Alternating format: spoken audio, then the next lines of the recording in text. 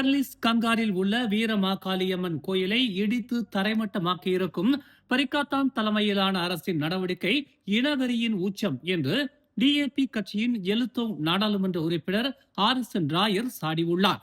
இஸ்லாம் அல்லாத மற்ற மத நம்பிக்கைகளையும் பாதுகாக்கும் ஒரு அரசாங்கத்தை பெரிகாத்தான் ஒரு நாளும் வழங்காது என்று அவர் குறிப்பிட்டார். ஒரு கோயிலை அனைவர் முன்னிலையிலும் இடித்து தரைமட்டமாக்கும் செயல் இனவெறியின் உச்சம் என்றும், இப்படியான இனவெறி பிடித்த பெரிகாத்தானுடன் பரிசானின் மாயிக்காவும் மாசிசாவும் கூட்டணி அமைப்பது பொருத்தமற்றது என்றும் பினாங்கு மாநில இந்து அறநிலையத்துறையின் தலைவருமான ஆர்எஸ்என் ராயர் தெரிவித்தார். பெர்லிஸ் கங்காரில் உள்ள வீரமாகாளியம்மன் கோயில் குறித்த முதற்கட்ட நடவடிக்கைகள் எடுக்கப்பட்டதா என்று அவர் கேள்வி எழுப்பினார். ஒரு கோயிலை இடிப்பது தீர்வுக்கு வழிவகுக்காது. அது ஒரு சமூகத்தின் நம்பிக்கை. அப்படியான நம்பிக்கை உங்கள் மாநில சட்டத்தை மீறி இருந்தால் அதனை சட்டப்படி முறையான வழிகாட்டலுடன் பின்பற்ற வேண்டும் என்று அவர் கேட்டுக்கொண்டார். அதற்கான கால அவகாசத்தையும் பெர்லிஸ் மாநில அரசு வழங்கியிருக்க வேண்டும் என்றும் அவர் சுட்டிக்காட்டினார். இந்தியர்கள் உட்பட சிறுபான்மையினரின் உரிமைகளை பாதுகாக்க பாஸ் கட்சியும் பெரிகாத்தானும் விரும்பவில்லை என்று ஆர்எஸ்என் ராயர் சாடினார். மலாக்கா மாநில தேர்தல் 2 மாதங்களுக்குள் நடத்தப்படலாம் என்று பெரிகாத்தான் நேஷனல் தலைவர் அமாட் சம்சூரி முக்தார் சூசகமாக தெரிவித்துள்ளார். அந்த காலக்கெடுவுக்கு ஒரு காரணம் இருப்பதாக தெரிவித்த அவர் அது குறித்து விரிவாக கூற மறுத்துவிட்டார். மலாக்கா மாநில சட்டமன்றம் கலைக்கப்படுவதற்கு முன்பும் வாக்குப்பதிவு நாள் வரையிலும் உள்ள காலம் 2 மாதங்களுக்கு மேல் இருக்காது என்று தாம் நம்புவதாக நேற்று இரவு மலாக்காவில் நடைபெற்ற பாஸ் கட்சியின் நிதி திரட்டும் இரவு விருந்தில் அவர் கூறினார். பாஸ் கட்சியின் உதவி தலைவரான சம்சூரி தேர்தல் நடைபெறுவதற்கு முன்பு அதிகபட்சம் 60 நாட்கள் மட்டுமே உள்ளன என்ற அடிப்படையில் தேர்தல் எந்திரங்கள் செயல்பட வேண்டும் என்று கூறினார். மலாக்காவில் அரசியல் சூழல் நிலையற்றதாக இருப்பதால் அந்த 60 நாட்களை சாதாரணமாக எடுத்துக் கொள்ளக்கூடாது என்றும் அவர் தெரிவித்தார். பாஸ் மற்றும் பெரிகாத்தான் நேஷனல் உறுப்பினர்கள் தங்களை ஒரு காத்திருக்கும் அரசாங்கத்தின் ஒரு பகுதியாக வாக்காளர்களுக்கு முன்வைத்து மாநில அரசாங்கத்தை ஏற்க தயாராக இருக்க வேண்டும் என்று அவர் வலியுறுத்தினார். மேலும் பரிசான் நேஷனல் தற்போது பெரிகாத்தான் நேஷனல் அல்லது பக்காத்தான் ஹரப்பான் ஆகியவற்றுடன் ஒரு தேர்தல் உடன்படிக்கையை பரிசீலித்து வருவதாக அவர் கூறினார்.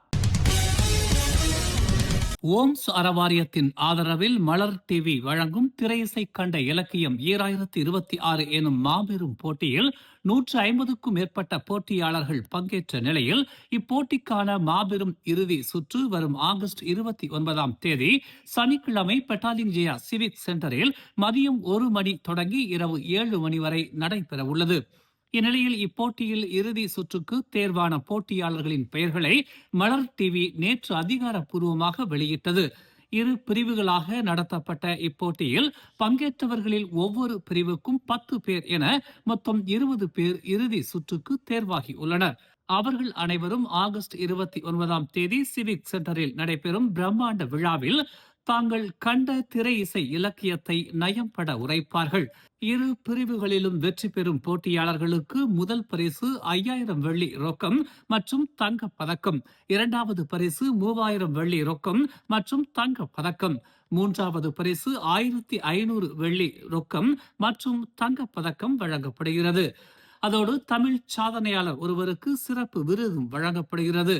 இலக்கியத்தின் மீது நம் சமுதாயம் கவனம் செலுத்த வேண்டும் எனும் நோக்கில் நம்மவர்களை ஊக்குவிக்கும் விதமாக ஓம்ஸ் அறவாரியத்தின் சார்பில் அதன் தலைவர் ஓம்ஸ் ப தியாகராஜன் பெருமனதோடு இந்நிகழ்ச்சிக்கு ஆதரவு கரம் நீட்டியுள்ளார். தரமான சமுதாயமாக நம் மக்கள் தொடர்ந்து மிளிர நம் ஒவ்வொருவரின் ஆதரவும் மிக அவசியம்.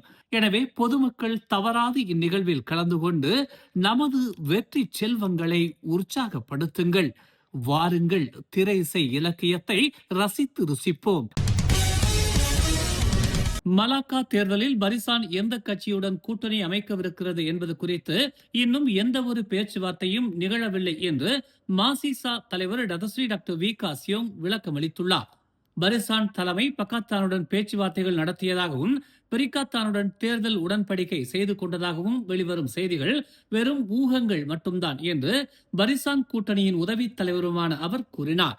தேர்தல் காலங்களில் இப்படியான ஊகங்களில் செய்திகள் வெளிவருவது இயல்பானது என்று அவர் தெரிவித்தார்.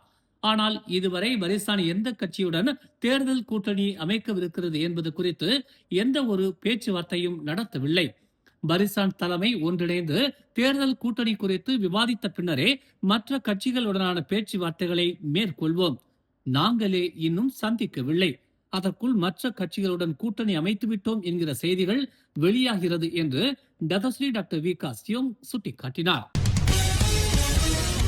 அதிகரித்து வரும் வாழ்க்கை செலவுகளை குறைப்பதற்கான நடவடிக்கைகளுக்கு 2027 ஆண்டுக்கான நிதிநிலை அறிக்கை முன்னுரிமை அளிக்கும் என்று அரசாங்க செய்தி தொடர்பாளர் ஃபாமி ஃபாஜில் தெரிவித்துள்ளார். உலகளாவிய கச்சா எண்ணெய் விலைகள் போன்ற பல்வேறு காரணிகளை நிதிநிலை அறிக்கை தயாரிப்பின் போது கருத்தில் கொள்ளப்படும் என்று ஃபாமி தெரிவித்துள்ளார். 2027 ஆண்டுக்கான வரவு செலவு திட்டத்தில் வாழ்க்கை செலவு பிரச்சனைகள் மிகவும் விரிவாக கையாளப்படுவதை உறுதி செய்வதே அரசாங்கத்தின் முக்கிய நோக்கமாக உள்ளது என்று அவர் கூறினார். பாஸ் கட்சியின் தலைவர் தான் ஸ்ரீ அப்துல் ஹடி அவாங் எழுதிய ஒரு கட்டுரை தொடர்பாக காவல்துறை நடத்தும் விசாரணையை தொடர்ந்து அதிகாரிகள் எடுக்கும் எந்த ஒரு நடவடிக்கையையும் எதிர்கொள்ள பாஸ் கட்சி தயாராக உள்ளது என்று அதன் பொதுச் செயலாளர் டத்தஸ்ரீ தக்யுடின் ஹசான் தெரிவித்துள்ளார். கட்சியின் தலைவர் உட்பட கட்சி தலைவர்களின் அறிக்கைகள் அல்லது எழுத்துகள் குறித்து புகார்கள் பதிவு செய்யப்பட்டதை தொடர்ந்து அவர்களை காவல்துறை விசாரணைக்கு அழைப்பது இயல்பானது என்று அவர் கூறினார். வழக்கமாக தங்கள் அறிக்கைகள் தொடர்பான காவல்துறை புகார்கள் வரும் போதெல்லாம் தாங்கள் அழைக்கப்படுவோம் என்று அவர் தெரிவித்தார். இந்த விவகாரம் தொடர்பாக ஹாடி உட்பட சில தரப்பினர் அழைக்கப்படலாம் என்றும் பாஸ் கட்சி அதிகாரிகளுடன் ஒத்துழைக்க தயாராக உள்ளது என்றும் அவர் கூறினார். சட்டவிரோத மோட்டார் சைக்கிள் பந்தயத்தை நடத்துவதற்காக மலேசியா சிங்கப்பூர் 2வது இணைப்புச் சாலையில் போக்குவரத்துக்கு தடை செய்தது தொடர்பாக 8 பேரை காவல்துறை கைது செய்துள்ளது.